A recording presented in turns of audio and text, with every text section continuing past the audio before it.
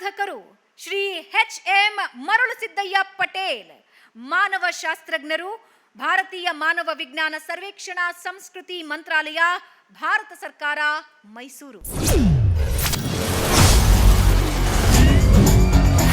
ಚಿಕ್ಕಮಗಳೂರು ಜಿಲ್ಲೆ ತರೀಕೆರೆ ತಾಲೂಕಿನ ರಂಗೇನಹಳ್ಳಿಯ doctor HM. ಮರುಳಸಿದ್ದಯ್ಯ ಅವರು ಖ್ಯಾತ ಸಂಶೋಧಕರು, ಸಮಾಜ ವಿಜ್ಞಾನಿ.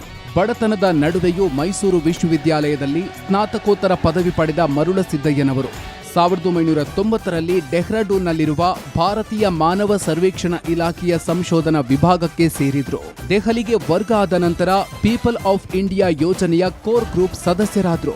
ಈ ಸಂಶೋಧನೆಯಲ್ಲಿ 10,000ಕ್ಕೂ ಹೆಚ್ಚು ಜಾತಿಗಳ ಕುರಿತು ಅಧ್ಯಯನವಾಗಿದೆ.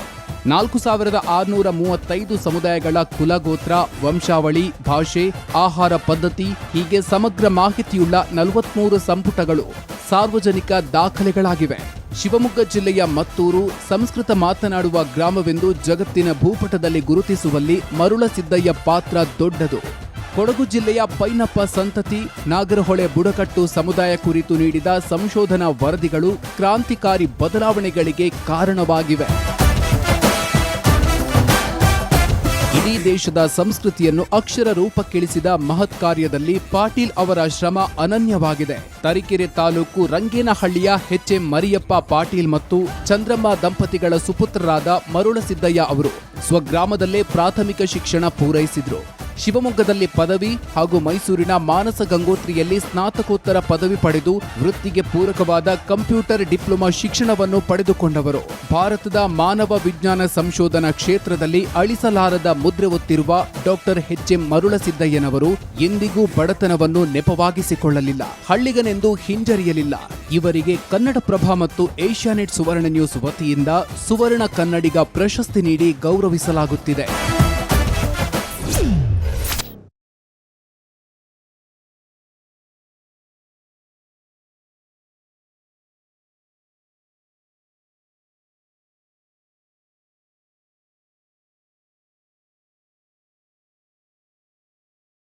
ನಾನು ಕನ್ನಡಪ್ರಭ ಮತ್ತು ಸುವರ್ಣ ನ್ಯೂಸ್ ಚಾನಲ್ ಅವರಿಗೆ ಅಭಿನಂದನೆಗಳನ್ನು ಸಲ್ಲಿಸ್ತೇನೆ.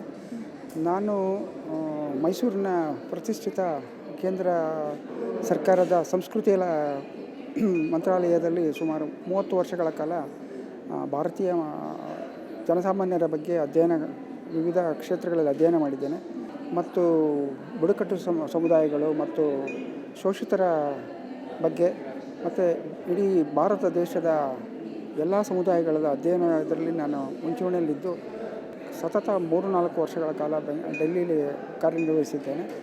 ನನಗೆ ವಿವಿಧ ಕ್ಷೇತ್ರಗಳಲ್ಲಿ ನಾನು ಕಾರ್ಯನಿರ್ವಹಣೆ ಮಾಡಲಿಕ್ಕೆ ಸಹಕರಿಸಿದ ಎಲ್ಲರಿಗೂ ವಂದನೆಗಳು. ಸುವರ್ಣ ನ್ಯೂಸ್ ಚಾನಲ್ ಮತ್ತು ಕನ್ನಡಪ್ರಭ ಚಾನಲ್ ಅವರಿಗೆ ನನ್ನನ್ನು ಗುರುತಿಸಿ ಇಲ್ಲಿ ಅಭಿನಂದಿಸೋದಕ್ಕೆ ನನ್ನ ಅನಂತ ವಂದನೆಗಳು.